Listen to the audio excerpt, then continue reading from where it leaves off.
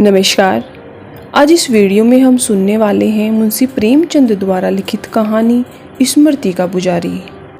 महाशय होरीलाल की पत्नी का जब से देहांत हुआ, वह एक अलग तरह से दुनिया में विरक्त हो गए हैं। जो रोज कचहरी जाते हैं, अब भी उनकी वकालत बुरी नहीं है। मित्रों में रहा रस्म भी रखते हैं, मेलों तमाशों में भी जाते हैं, पर इसलिए कि वे भी मनुष्य हैं और मनुष्य एक सामाजिक जीव है। जब उनकी स्त्री जीवित थी तब कुछ और ही बात थी। किसी न किसी बहाने से आए दिन मित्रों की दावतें होती रहती थी। कभी गार्डन पार्टी है, कभी संगीत है, कभी जन्माष्टमी है तो कभी होली है।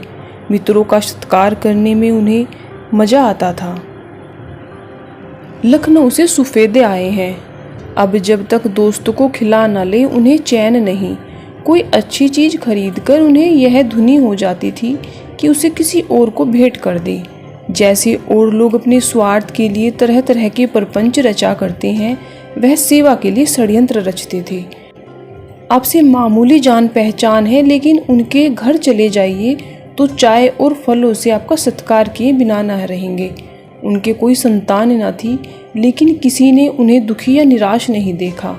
मोहल्ले के सारे बच्चे उनके बच्चे थे और स्त्री भी उसी रंग में रंगी हुई थी। आप कितने ही चिंतित हो, उस देवी से मुलाकात होते ही आप फूल की तरह खिल जाएंगे। ग्रह प्रबंध में तो उनका जोड़ न था। दोनों एक दूसरे के आशिक थे और उनका प्रेम पौधों की कलम की भांति दिनों के साथ और घनिष्ठ होता जाता। समय की गति उस पर जैसे आशीर्वाद का काम कर रही थी। कचहरी से छुट्टी पाते ही वह प्रेम का पथिक दीवानों की तरह घर भागता था। आप कितना ही आग्रह करें, पर उस वक्त रास्ते में 1 मिनट के लिए भी न रुकता था। और अगर कभी महाशय जी के आने में देर हो जाती थी तो वह प्रेम योगिनी छज्जे पर खड़ी होकर उनकी राह देखा करती थी। 25 साल के अभिन्न सहचर ने उनकी आत्माओं में इतनी समानता पैदा कर दी थी कि जो बात एक के दिल में आती थी वहीं दूसरे के दिल में बोल उठती थी। यह बात नहीं कि उसमें मतभेद ना होता था। बहुत से विषयों में उनके विचारों में आकाश पाताल का अंतर था और अपने पक्ष के समर्थन और प्रपंच के खंडन में उनमें खूब ताव-झाव होती थी। कोई बाहर का आदमी सुने तो समझे कि दोनों लड़ रहे हैं और अब हाथापाई की नौबत आने वाली है, मगर उनके मुहाबिसे मस्तिष्क के होते थे। हृदय दोनों के एक, दोनों सहृदय, दोनों प्रसन्नचित, स्पष्ट कहने वाले और निष्प्रह मानो देवलोक के निवासी हों। इसलिए पत्नी का देहांत हुआ तो कई महीनों तक हम लोगों को यह अंदेशा रहा कि यह महाशय जी आत्महत्या ना कर बैठे। हम लोग सदैव उनकी दिलजोली करते रहते, कभी एकांत में ना बैठने देते। रात को भी कोई ना कोई उनके साथ लेटता था। ऐसे व्यक्तियों पर दूसरों को दया आती ही है। मित्रों की पत्नियां तो इन पर जान देती थी। इनकी नज़रों में वह देवताओं के भी देवता थे। उनकी मिसाल दे देकर अपने पुरुषों से कहती, इसे कहते हैं प्रेम। ऐसा पुरुष हो तो कोई भी स्त्री उनकी गुलामी करे। जब से बीवी मरी है, गरीब ने कभी भरपेट भोजन नहीं किया, कभी नींद भर तक नहीं सोया। नहीं तो तुम लोग दिल में मनाते रहते हो कि यह मर जाए तो नया ब्याह रचाएं। दिल में खुश होंगे कि अच्छा हुआ कि मर गई, रोग टला, अब नवेली स्त्री लाएंगे। अब महाशय जी का 45वां साल था। सुगठित शरीर था, स्वास्थ्य अच्छा, रूपवान, विनोदशील, संपन्न। चाहते तो दूसरा ब्याह कर लेते, उनके हाँ करने की देर थी। गरज के बावले कन्या वालों ने संदेश भेजे। मित्रों ने भी उजड़ा घर बसाना चाहा, पर इस स्मृति के पुजारी ने प्रेम के नाम को दाग न लगाया। अब हफ्तेवार नहीं बनते, कपड़े नहीं बदले जाते, घसियारों सी सूरत बनी हुई है। कुछ परवाह नहीं, कहाँ तो मुंह अंधेरे उठते थे और 4 मील चक्कर लगाकर आते थे। कभी आलस जाते थे तो देवी जी घुड़कियाँ जमाती और उन्हें बाहर खदेड़ कर द्वार बंद कर लेती। कहाँ अब 8 बजे तक चारपाई पर पड़े करवटें बदलते रहते हैं। उठने का जी नहीं चाहता। चाय आई तो पी ली, ना आए तो परवाह नहीं। मित्रों ने बहुत गला दबाया तो सिनेमा देखने चले गए, लेकिन क्या देखा और क्या सुना इसकी कोई खबर नहीं। कहाँ तो अच्छे अच्छों का सूटों का, कहाँ तो अच्छे अच्छे सूटों का खपत था। कोई खुशनुमा डिजाइन का कपड़ा आ जाए, आप एक सूट जरूर बनवाएंगे। वह क्या बनवाएंगे, उनके लिए देवी जी बनवाएंगी। कहाँ अब पुराने धुराने बदरंग सिकुड़े सुकुड़ाए ढीले ढाले कपड़े लटकाए चले जा रहे हैं। अब की बार कड़ाके का जाड़ा पड़ा तो आपने एक रुईदार नीचा लबादा बनवा लिया और खासे भगत जी बन गए। सिर्फ कंटोप की कसर थी। देवी जी होती तो यह लबादा छीनकर किसी फकीर को दे देती, मगर अब कौन देखने वाला है। 45 की उम्र में भी जो आदमी 35 का लगता था, वह अब 50 की उम्र में 60 का लगता है। कमर भी झुक गई है, बाल भी सफ़ेद हो गए हैं, दांत भी गायब हो गए हैं। जिसने उन्हें तब देखा हो आज पहचान भी न सके। जिन विषयों पर देवी जी से लड़ा करते थे, वहीं अब उनकी उपासना के अंग बन गए हैं। मालूम नहीं उनके विचारों में क्रांति हो गई है या मृत आत्मा से उनकी आत्मा में लीन होकर भिन्नताओं को मिटा दिया है। देवी जी को विधवा विवाह से घृणा थी। महाशय जी इसके पक्के समर्थक थे, लेकिन अब आप भी विधवा विवाह का विरोध करते हैं। आप पहले पश्चिमी या नई सभ्यता के भक्त थे और देवी जी का मजाक उड़ाया करते थे। अब इस सभ्यता को उनसे ज़्यादा तीव्र आलोचना शायद ही कोई कर सके। इस बार यूं ही अंग्रेज के समय नियंत्रण की चर्चा चल गई। मैंने कहा, इस विषय में हमें अंग्रेजों से सबक लेना चाहिए। बस आप तड़प उठे और बैठे उन्मत्त स्वर में बोले, कभी नहीं, प्रलय तक नहीं। मैं इस नियंत्रण को स्वार्थ का स्तंभ, अहंकार का हिमालय और दुर्बलता का सहारा समझता हूँ।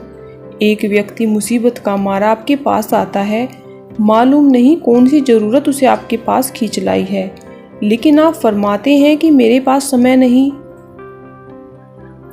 यह उन्हीं लोगों का व्यवहार है जो धन को मनुष्यता से ऊपर समझते हैं। जो व्यक्ति सहृदय है वह कभी इस नीति को पसंद ना करेगा। हमारी सभ्यता धन को इतना ऊंचा स्थान नहीं देती। हम अपने द्वार हमेशा खुले रखते हैं, जिसे जब जरूरत हो हमारे पास आए, हम पूर्ण तन्मयता से उसका वृत्तांत सुनेंगे और उसके हर्ष या शोक में शरीक होंगे। अच्छी सभ्यता है। जिस सभ्यता की आत्मस्वार्थ हो वह सभ्यता नहीं है, संसार के लिए अभिशाप है, समाज के लिए विपत्ति है। इस तरह धर्म के विषय में भी दंपति में काफी वितंडना होती रहती थी। देवी जी हिंदू धर्म की अनुगामिनी थी, आप इस्लामी सिद्धांतों के कायल थे। मगर अब आप भी पक्के हिंदू हैं, बल्कि यूं कहिए कि आप मानव धर्मी हो गए हैं। एक दिन बोले, मेरी कसौटी तो है मानवता। जिस धर्म में मानवता को प्रधानता दी गई है, उसी धर्म का मैं दास हूँ। कोई देवता हो या नबी या पैगंबर, अगर वह मानवता के विरुद्ध कुछ कहता है तो मेरा उससे दूर से सलाम है। इस्लाम का मैं इसलिए कायल था कि वह मनुष्य मात्र को एक समझता है, ऊंच नीच का वहाँ कोई स्थान नहीं है। लेकिन अब मालूम हुआ कि यह समता और भाईपन व्यापक नहीं, केवल इस्लाम के दायरे तक परिसीमित है। दूसरे शब्दों में, अन्य धर्मों की भांति यह भी गुटबंद है और इसके सिद्धांत केवल उस गुटबंद या समूह को सबल और संगठित बनाने के लिए रचे गए हैं। और जब मैं देखता हूँ कि यहाँ भी जानवरों की कुर्बानी शरीयत में दाखिल है और हर एक मुसलमान के लिए अपनी सामर्थ्य के अनुसार भेड़, बकरी, गाय या ऊंट की कुर्बानी फर्ज बताई गई है, तो मुझे उसके अपौरुष होने में संदेह होने लगता है। हिंदुओं में भी एक संप्रदाय पशु बलि को अपना धर्म समझता है। यहूदियों, ईसाइयों और अन्य मतों ने भी कुर्बानी की बड़ी महिमा गाई है। इसी तरह एक समय नर बलि का भी रिवाज था।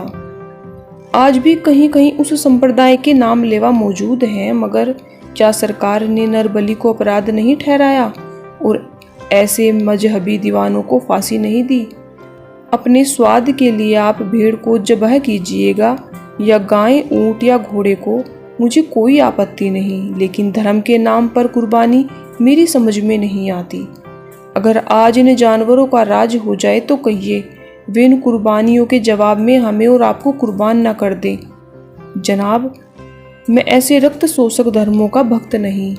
यहाँ तो मानवता के पुजारी हैं, चाहे इस्लाम में हो या हिंदू धर्म में हो या बौद्ध धर्म में या ईसाइयत में हो, अन्यथा मैं विधर्मी ही भला। मुझे किसी मनुष्य से केवल इसलिए द्वेष तो नहीं है कि यह मेरा सहधर्मी नहीं। मैं किसी का खून तो नहीं बहाता इसलिए कि मुझे पुण्य होगा। इस तरह के कितने ही परिवर्तन महर्षि जी के विचारों में आ गए। महर्षि जी के पास संभाषण का केवल एक ही विषय जिसमें वह कभी नहीं थकते और वह है उनकी स्वर्गवासिनी का गुणगान। कोई मेहमान आ जाए, आप बावले से इधर उधर दौड़ रहे हैं, कुछ नहीं सूझता, कैसे उसकी खातिर करे, समय याचना के लिए शब्द ढूंढते फिरते हैं। भाईजान, मैं आपकी क्या खातिर करूं? जो आपकी सच्ची खातिर करता था वह नहीं रहा। इस वक्त तक आपके सामने चाय, टोस्ट और बादाम का हलवा आ जाता, संतरे और सेब के छिले छिलाए तस्तरियों में रख दिए जाते। मैं तो निरा उल्लू हूँ भाई साहब, बिल्कुल काठ का उल्लू। मुझ में तो कुछ अच्छा था, वह सब उसका प्रसाद था। उसी की बुद्धि से मैं बुद्धिमान था, उसी की सज्जनता से सज्जन और उसी की उदारता से उदार। अब तो निरा मिट्टी का पुतला हूँ। मैं उस देवी के योग्य न था, न जाने किन शुभ कर्मों के फल से वह मुझे मिली थी। आइए आपको उसकी तस्वीर दिखाऊं। मालूम होता है अभी अभी उठकर चली गई है भाई साहब। आपसे साफ कहता हूँ, मैंने ऐसी सुंदरी कभी नहीं देखी। उसके रूप में केवल रूप की गरिमा ही न थी, माधुर्य भी था और मादकता भी। एक एक अंग सांचे में ढला था साहब। आप उसे देखकर कवियों के निकसिक को लात मारते। आप उत्सुक नेत्रों से वह तस्वीर देखते हैं, आपको उसमें कोई विशेष सौंदर्य नहीं मिलता।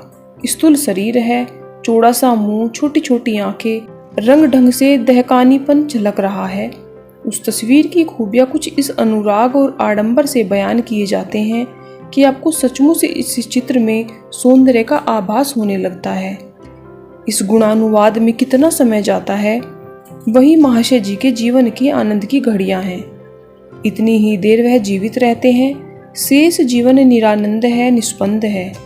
पहले कुछ दिनों तक तो हवा खाने में जबरदस्ती ठेल ठाल कर ले जाता था, लेकिन रोज आधे घंटे तक उनका इंतजार करना पड़ता था और आधा मील में तो हिम्मत हार कर लौट चलने का तगाजा करने लगते।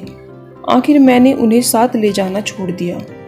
तब से उनकी चहलकदमी 40 कदम की रह गई। शेर क्या है, बेकार है, और वह इसलिए कि देवी जी के सामने उनका यह नियम था। एक दिन उनके द्वार के सामने से निकला तो देखा कि ऊपर की खिड़कियां जो बरसों से बंद पड़ी थी खुली हुई हैं। अचरज हुआ। द्वार पर नौकर बैठा नारियल पी रहा था। उससे पूछा तो मालूम हुआ आप घूमने गए हैं। मुझे मीठा विस्मय हुआ, आज ये नई बात क्यों? इतने सवेरे तो कभी नहीं उठते। जिस तरफ वह गए उधर ही मैंने भी कदम बढ़ाए। इधर 1 हफ्ते के लिए मैं एक नेवते में चला गया था। इस बीच यह क्या काया पलट हो गई? जरूर कोई ना कोई रहस्य था। और भला आदमी निकल कितनी दूर गया, 2 मील तक कहीं पता नहीं। यहाँ तो किसी से उसकी मुलाकात भी नहीं। जरा ठहर गए हो, कुछ चिंता भी हो रही थी। कहीं कुएं में तो नहीं कूद पड़े। मैं लौटने ही वाला था कि आप लौटते हुए नजर आए। चित शांत हुआ। आज तो केड़ा ही कोई और था। बाल नए फैशन से कटे हुए, मूछें साफ, दाढ़ी चिकनी, चेहरा खिला हुआ, चाल में चपलता, सूंड पुराना पर प्रेस किया हुआ और बूट पर ताजा पालिश। मुझे देखते ही लपक कर हाथ मिलाया और बोले, आज कई दिन के बाद मिले हो, कहीं गए थे क्या? मैंने अपनी गैर हाजिरी का कारण बताकर कहा, मैं डरता हूँ आज तुम्हें नजर न लग जाए। अब मैं नित्य तुम्हारे साथ घूमने आया करूँगा। आज बहुत दिनों के बाद तुमने आदमी का चोला धारण किया है। झेप कर बोले, नहीं भाई, मुझे अकेले ही रहने दो। तुम लगोगे दौड़ने और ऊपर से घुड़कियाँ जमाओगे। मैं अपना होले होले चला जाता हूँ। जब थक जाता हूँ कहीं बैठ लेता हूँ। मेरा तुम्हारा क्या साथ? यह दशा तो तुम्हारी 1 सप्ताह पहले न थी। आज तो तुम बिल्कुल अप टू डेट हो। इस चाल से शायद मैं तुमसे पीछे ही रहूँगा। तुम तो बनाने लगे। मैं कल से तुम्हारे साथ घूमने आऊँगा, मेरा इंतजार करना। नहीं भाई, मुझे दिक न करो। मैं आजकल बहुत सवेरे उठ जाता हूँ, रात को नींद नहीं आती, सोचता हूँ टहल ही आऊँ। तुम मेरे साथ क्यों परेशान होते हो? मेरा विस्मय बढ़ता ही जा रहा था। यह महाशय हमेशा मेरे पैरों में पड़े रहते थे कि मुझे भी साथ ले लिया करो। जब मैंने इनकी मंत्रता से हार कर इनका साथ छोड़ दिया तब इन्हें बड़ा दुख हुआ, तो दो एक बार मुझसे शिकायत की कि हाँ भाई अब क्यों साथ दोगे, अभागों का किसने साथ दिया है, या तुम कोई नई रीति निकालोगे। जमाने का दस्तूर है, जो लंगड़ाता है उसे धकेल दो, जो बीमार है उसे जहर दे दो। और वहीं आदमी आज मुझसे पीछा छुड़ा रहा है। यह क्या रहस्य है? यह चपलता, प्रसन्नता और सजीवता कहाँ से आ गई? कहीं आपने बंदर की गिल्टी तो नहीं लगवा ली? यह नया सिविल सार्जन गिल्टी आरोपण कला में सिद्धहस्त है। इस पहेली को बूझे बगैर चैन कहाँ, उनके साथ ही लौट पड़ा। 2-4 कदम चलकर मैंने पूछा, सच बताओ भाईजान, गिल्टी विल्टी तो नहीं लगवा ली? उन्होंने प्रश्न की आंखों से देखा। कैसी गिल्टी? मैं नहीं समझा। मुझे संदेह हो रहा है कि तुमने बंदर की गिल्टियाँ लगवा ली हैं। अरे यार क्यों कोसते हो? गिल्टियाँ किस लिए लगवाता? मुझे तो इसका कभी ख्याल भी नहीं आया। तो क्या कोई बिजली का यंत्र मंगवा लिया है? तुम आज मेरे पीछे क्यों पड़ गए हो हाथ धोकर? विधवा भी तो कभी श्रृंगार कर लेती है। जी ही तो है। एक दिन मुझे अपने आलस्य और बेदहली पर खेद हुआ। मैंने सोचा जब संसार में रहना ही है तो जिंदा की तरह क्यों न रहूं, मुर्दों की तरह जीने से क्या फ़ायदा। बस और कोई बात नहीं है, ना कोई रहस्य है। मुझे इस व्याख्या में संतोष न हुआ। दूसरे दिन जरा और सवेरे आकर मुंशी जी के द्वार पर आवाज़ दी, लेकिन आप आज भी निकल चुके थे। मैं उनके पीछे भागा। जिद पड़ गई कि अब इन्हें अकेले नहीं जाने दूंगा। देखूं कब तक मुझसे भागता है। कोई रहस्य अवश्य है। अच्छा बच्चा, आधी रात को आकर बिस्तर से न उठाऊं तो सही। दौड़ तो न सका, लेकिन जितना तेज चल सकता था चला। 1 मील के बाद आप नजर आए। बगटुट भागे जा रहे थे। अब मैं बार बार पुकार रहा हूँ, हजरत जरा ठहर जाइए, मेरी सांस फूल रही है, मगर आप सुनते ही नहीं। आखिर जब मैंने अपने सिर की कसम दिलाई तब जाकर आप रुके। मैं झपाटे से पहुंचा तो तिनक कर बोले, मैंने तुमसे कह दिया था मेरे घर मत आना, फिर क्यों आए और क्यों मेरे पीछे पड़े हो? मुझे आप धीरे धीरे घूमने दो, तुम अपना रास्ता नापो। मैंने उनका हाथ पकड़कर जोर से झटका दिया और बोला, देखो होरीलाल, मुझसे उड़ो नहीं, वरना मुझे जानते हो कितना बेमुरोवत आदमी हूँ। तुम यह धीरे धीरे टहल रहे हो या डबल मार्च कर रहे हो? मेरी पिंडलियों में दर्द होने लगा और पसलियाँ दुख रही हैं। डाक का हरकारा भी इस चाल से नहीं दौड़ता। उस पर गजब यह थी कि तुम थके नहीं हो, अब भी उसी दमखम के साथ चल रहे हो। अब तो तुम डंडे लेकर भागोगे तो भी तुम्हारा दामन न छोड़ूंगा। तुम्हारे साथ 2 मील भी चलूंगा तो अच्छी खासी कसरत हो जाएगी। मगर अब साफ साफ बतलाओ, बात क्या है? तुम में यह जवानी कहाँ से आ गई? अगर किसी अक्सीर का सेवन कर रहे हो तो मुझे भी बता दो। कम से कम उसे मंगवाने का पता ही बता दो, मैं मंगवा लूँगा। अगर किसी दुआ ताबीज की करामात है तो मुझे भी उस पीर के पास ले चलो। मुस्कुराकर बोले, तुम तो पागल हो, झूठ मूठ मुझे दिख कर रहे हो। बूढ़े हो गए हो मगर लड़कपन नहीं गया। क्या तुम चाहते हो कि मैं हमेशा उसी तरह मुर्दा पड़ा रहूं? इतना भी तुमसे नहीं देखा जाता? तब तो तुम्हारे मिजाज ही ना मिलते थे। कितनी चिरोरी की भाईजान, मुझ भकुए को भी साथ ले लिया करो, मगर आप नखरे दिखाने लगे। अब क्यों मेरे पीछे पड़े हो? या समझ लो, जो अपनी मदद आप करता है उसकी मदद परमात्मा भी करते हैं। मित्रों और बंधुओं की मुरोवत देख ली, अब अपने बूते पर चलूँगा। वह इसी तरह मुझे कोसते जा रहे थे और मैं उन्हें छेड़ छेड़ कर और भी उत्तेजित कर रहा था। एकाएक उन्होंने उंगली मुंह पर रखकर मुझे चुप रहने का इशारा किया। जरा कद और सीधा करके और चेहरे पर प्रसन्नता और पुरुषार्थ का रंग भर मस्तानी चाल से चलने लगे।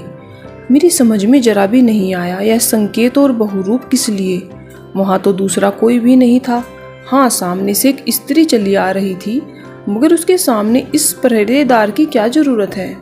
मैंने तो उसे कभी देखा भी न था। आसमानी रंग की रेशमी साड़ी जिस पर पीला लेस टका था उस पर खूब खिल रही थी। रूपवती कदापि न थी, मगर रूप से ज्यादा मोहक थी उसकी सरलता और प्रसन्नता। एक बहुत सी मामूली सकल सूरत की औरत इतनी नयनाभिराम भी हो सकती है, यह मैं न समझ सकता था। उसने होरीलाल के बराबर आकर नमस्कार किया। होरीलाल ने जवाब में सिर तो झुका दिया, मगर बिना कुछ बोले आगे बढ़ना चाहते थे कि उसने कोयल के स्वर में कहा, क्या आप लौटिएगा नहीं? आप अपनी सीमा से आगे बढ़े जा रहे हैं। और हाँ, आज तो आपने मुझे देवी जी की तस्वीर देने का वादा किया था, शायद भूल गए। आपके साथ चलूं? महाशय जी कुछ ऐसे बौखलाए हुए थे कि मामूली शिष्टाचार भी न कर सके। जो वह बड़े ही भद्र पुरुष हैं और शिष्टाचार में निपुण, लेकिन इस वक्त जैसे उनके हाथ पांव खुले हुए थे। एक कदम और आगे बढ़कर बोले, आप क्षमा कीजिए, मैं काम से जा रहा हूँ। महिला ने कुछ चिढ़कर कहा, आप तो जैसे भागे जा रहे हैं, मुझे तस्वीर दीजिएगा या नहीं? महाशय जी ने मेरी ओर कुपित नेत्रों से देखकर कहा, तलाश करूंगा। सुंदरी ने शिकायत के स्वर में कहा, आपने तो फरमाया था कि वह हमेशा आपकी मेज पर रहती है, और अब आप कहते हैं तलाश करूंगा। आपकी तबीयत तो अच्छी है। जब से आपने उनका चरित्र सुनाया है, मैं उनके दर्शनों के लिए व्याकुल हो रही हूँ। अगर आप यूं न दोगे तो मैं आपकी मेज पर से उठा लाऊंगी। मेरी ओर देखकर, आप मेरी मदद कीजिएगा महाशय। यद्यपि मैं जानती हूँ कि आप इनके मित्र हैं और इनके साथ दगा न करेंगे। आपको ताज्जुब हो रहा होगा, यह कौन औरत महाशय जी से इतनी निसंकोच होकर बातें कर रही है। इनसे पहली बार मेरा परिचय सब्जी मंडी में हुआ था। मैं शाक भाजी खरीदने गई हुई थी। अपनी भाजी मैं खुद लाती हूँ। जिस चीज़ पर जीवन का आधार है, उसे नौकरों के हाथ नहीं छोड़ना चाहती। भाजी लेकर मैंने दाम देने के लिए रुपया निकाला तो कुंजड़े ने उसे टकार कर कहा, दूसरा रुपया दो, यह खोटा है। अब मैंने जो खुद टकारा तो मालूम हुआ सचमुच कुछ टस है। अब क्या करूं, मेरे पास दूसरा रुपया ना था। यद्यपि इस तरह के कटु अनुभव मुझे कितनी बार पहले हो चुके हैं, मगर घर से रुपया लेकर चलते वक्त मुझे उसे परख लेने की याद नहीं रहती। न किसी से लेते बार ही परखती हूँ। इस वक्त मेरे संदूक में ज़्यादा नहीं तो 20-25 खोटे रुपये पड़े होंगे और रोजगारियाँ तो सैकड़ों की हो गई होंगी। मेरे लिए अब इसके सिवा दूसरा कोई उपाय न था कि भाजी लौटाकर खाली हाथ आऊं। संयोग से महाशय जी उसी दुकान पर भाजी लेने आए थे। मुझे इस विपत्ति में देखकर आपने तुरंत एक रुपया निकाल कर दे दिया। महाशय जी ने बात काट कर, तो इस वक्त आप वह सारी कथा क्यों सुना रही हैं? हम दोनों एक जरूरी काम से जा रहे हैं, व्यर्थ में देर हो रही है। उन्होंने मेरा हाथ पकड़कर अपनी ओर खींचा। मुझे उनकी यह अभद्रता बुरी लगी। कुछ इसका रहस्य भी समझ में आ गया। बोला, तो आप जाइए, मुझे ऐसा कोई काम नहीं, मैं भी अब लौटना चाहता हूँ। महाशय जी ने दांत पीसे। अगर वह सुंदरी वहां ना होती तो न जाने मेरी क्या दुर्दशा करते। एक क्षण मेरी ओर अग्नि भरे नेत्रों से ताकते रहे, मानो कह रहे हो, अच्छा इसका मजा न चखाया तो कहना, और चल दिए। मैं देवी जी के साथ लौटा, मगर उसने हिचकिचाते हुए कहा, आप जाइए, मैं उनके साथ जाऊंगी। शायद मुझसे नाराज हो गए हैं। आज एक सप्ताह से मेरा और उनका रोज साथ हो जाता है, और अब अपनी जीवन कथा सुनाया करते हैं। कैसी नसीब वाली थी वह औरत जिसका पति आज भी उसके नाम की पूजा करता है। आपने तो उन्हें देखा होगा, क्या सचमुच इन पर जान देती थी? मैंने गर्व से कहा, दोनों में इश्क था, और जब से उनका देहांत हुआ है दुनिया से मुंह मोड़ बैठे हैं। इससे भी अधिक उनकी स्मृति के सिवा जीवन में कोई रस न रहा। वह रूपवती थी, इनकी दृष्टि में तो उससे बढ़कर रूपवती संसार में न थी। उसने 1 मिनट तक किसी विचार में मग्न होकर कहा, अच्छा आप जाइए, मैं उनके साथ बात करूंगी। ऐसे देवता पुरुष की मुझसे जो सेवा हो सकती है उसमें क्यों देर करूं? मैं तो इनका वृत्तांत सुनकर सम्मोहित हो गई हूँ। मैं अपना सा मुंह लेकर घर चला गया। इत्तेफाक से उसी दिन मुझे एक जरूरी काम से दिल्ली जाना पड़ा। वहाँ 1 महीने में लौटा। सबसे पहला काम जो मैंने किया वह महाशय होरीलाल का क्षेम कुशल पूछना। इस बीच में क्या नई नई बातें हो गई है जानने के लिए मैं अधीर हो रहा था। दिल्ली से इन्हें एक पत्र लिखा था, पर इस हजरत में यह बुरी आदत है कि पत्रों का जवाब नहीं देते। सुंदरी से इनका अब क्या संबंध है? आमदरफ्त जारी है या बंद हो गई है? उसने इनके पत्नी व्रत का क्या पुरस्कार दिया या देने वाली है? इस तरह के प्रश्न दिल में उबल रहे थे। मैं महाशय जी के घर पहुंचा तो 8 बज रहे थे। खिड़कियों के पट बंद थे। सामने बरामदे में कूड़े का ढेर था। ठीक वही दशा जो पहले नजर आती थी। चिंता और बढ़ी। ऊपर गया तो देखा आप उसी फर्श पर पड़े हुए हैं जहां दुनिया भर की चीजें बेढंगेपन से अस्त व्यस्त पड़ी हुई हैं। शायद 1 सप्ताह से बाल भी नहीं बने थे। चेहरे पर जर्दी छाई थी। मैंने पूछा, आप सैर करके लौट आए क्या? सिट पिटाकर बोले, अजी सैर सपाटे की कहाँ फुर्सत है भाई। और फुर्सत भी हो तो दिल कहाँ, तुम तो कहीं बाहर गए थे। हाँ, जरा दिल्ली गया था। अब सुंदरी से मुलाकात नहीं होती, इधर तो बहुत दिनों से नहीं हुई। कहीं चली गई क्या? मुझे क्या खबर। मगर आप तो उस पर बेतरह रीझे हुए थे। मैं उस पर रीझा था? आप सनक तो नहीं गए? जिस पर रीझा था तब उसी ने साथ छोड़िया, तो अब दूसरों पर क्या रीझूंगा। मैंने बैठकर उसकी गर्दन में हाथ डाल दिया और धमकाकर बोला, देखो होरीलाल, मुझे चकमा ना दो। पहले मैं तुम्हें जरूर व्रतधारी समझता था, लेकिन तुम्हारी वह रसिकता देखकर, जिसका दौरा तुम्हारे ऊपर 1 महीना पहले हुआ था, मैं यह नहीं मान सकता कि तुमने अपनी अभिलाषा को सदा के लिए दफन कर दिया है। इस बीच जो भी हुआ है उसका पूरा पूरा वृत्तांत मुझे सुनाना पड़ेगा। होरीलाल की आंखें सजल हो गई। हिचक हिचक कर बोले, मेरे साथ इतना बड़ा अन्याय मत करो भाईजान। अगर तुम ही मुझ पर ऐसे संदेह करने लगोगे तो मैं कहीं का ना रहूंगा। उस स्त्री का नाम मिस इंदिरा है। यहाँ जो लड़कियों का हाई स्कूल है उसी की हेड मास्टरनी होकर आई है। मेरा उससे कैसे परिचय हुआ यह तो तुम्हें मालूम ही है। उसकी सहृदयता ने मुझे उसका प्रेमी बना दिया। इस उम्र में और शौक का यह भार सिर पर रखे हुए सहृदयता के सिवा मुझे उसकी और कौन सी चीज खींच सकती थी। मैं केवल अपनी मनोव्यथा की कहानी सुनाने के लिए नित्य विरहियों की उमंग के साथ उसके पास चला जाता था। वह रूपवती है, खुश मिजाज है, दूसरों का दुख समझती है और स्वभाव की बहुत कोमल है, लेकिन तुम्हारी भाभी से उसकी क्या तुलना। वह तो स्वर्ग की देवी थी। अब तो मैं उस प्रतिमा का उपासक हूँ जो मेरे हृदय में है। किसी हमदर्द की सूरत देखता हूँ तो निहाल हो जाता हूँ और अपनी दुख कथा सुनाने दौड़ता हूँ। यह मेरी दुर्बलता है। किसी न किसी को दिल की लगी सुनाए बगैर मुझसे रहा नहीं जाता। ऐसा मालूम होता है मेरा दम घुट जाएगा।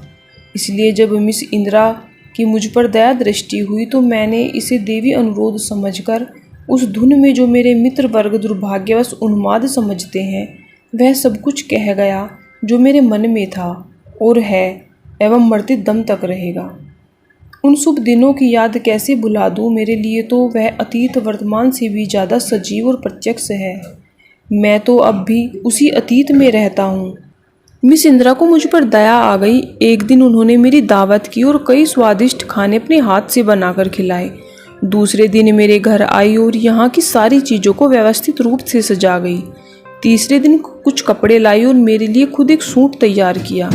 इस कला में वह बहुत चतुर है। एक दिन शाम को क्विज पार्क में मुझसे बोली, आप अपनी शादी क्यों नहीं कर लेते। मैंने हंसकर कहा, इस उम्र में क्या शादी करूँगा इंदिरा, दुनिया क्या कहेगी। मिस इंदिरा बोली, आपकी उम्र अभी है ही क्या, आप 40 से ज़्यादा नहीं मालूम होते। मैंने उनकी भूल सुधारी, मेरा 50वां साल है। उन्होंने मुझे प्रोत्साहन देकर कहा, उम्र का हिसाब साल से नहीं होता महाशय, सेहत से होता है। आपकी सेहत बहुत अच्छी है। कोई आपको पान की तरह फेरने वाला चाहिए। किसी युवती के प्रेम पास में फंस जाइए, फिर देखिए यह निरस्ता कहाँ गायब हो जाती है। मेरा दिल धड़धड़ करने लगा। मैंने देखा कि मिस इंदिरा के गोरे मुखमंडल पर हल्की सी लाली दौड़ गई है। उनकी आंखें शर्म से झुक गई हैं और कोई बात बार बार उनके होठों तक आकर लौट जाती है। आखिर उन्होंने आंख उठाई और मेरा हाथ अपने हाथ में रखकर बोली, अगर आप समझते हो कि मैं आपकी कुछ सेवा कर सकती हूँ तो मैं हर तरह से हाजिर हूँ। मुझे आपसे जो भक्ति और प्रेम है वह इस रूप में चरितार्थ हो सकता है। मैंने धीरे से अपना हाथ छुड़ा लिया और कांपते हुए स्वर में बोला, मैं तुम्हारी इस कृपा का कहाँ तक धन्यवाद दूँ मिस इंदिरा, मगर मुझे खेद है कि मैं सजीव मनुष्य नहीं, केवल मधुर स्मृतियों का पुतला हूँ। मैं उस देवी की स्मृति को अपनी लिप्सा और तुम्हारी सहानुभूति को अपनी आसक्ति से भ्रष्ट नहीं करना चाहता। मैंने इसके बाद बहुत सी चिकनी चुपड़ी बातें की, लेकिन वह जब तक यहाँ रही मुँह से कुछ न बोली। जाते समय भी उसकी भवें तनी हुई थी। मैंने अपने आंसुओं से उसका ज्वाला शांत करना चाहा, लेकिन कुछ असर न हुआ। तब से वह नजर नहीं आई, न मुझ में हिम्मत पड़ी कि उसको तलाश करता।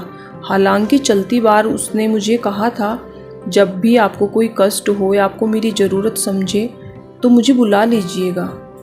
होरीलाल ने अपनी कथा समाप्त करके मेरी ओर ऐसी आंखों से देखा जो चाहती थी कि मैं उसके व्रत और संतोष की प्रशंसा करूं, मगर मैंने उसकी भर्त्सना की कितने बदतमीज हो तुम होरीलाल। मुझे तुम्हारे ऊपर दया भी आती है और क्रोध भी। अब भागे तेरी जिंदगी संवर जाती। वह स्त्री नहीं, ईश्वर की भेजी कोई देवी थी जो तेरे अंधेरे जीवन को अपनी मधुर ज्योति से आलोकित करने के लिए आई थी। तूने स्वर्ण का सा अवसर हाथ से खो दिया। होरीलाल ने दीवार पर लटके हुए अपनी पत्नी के चित्र की ओर देखा और प्रेम पुलकित स्वर से बोले, मैं तो उसी का आशिक हूँ भाईजान, और उसी का आशिक रहूंगा।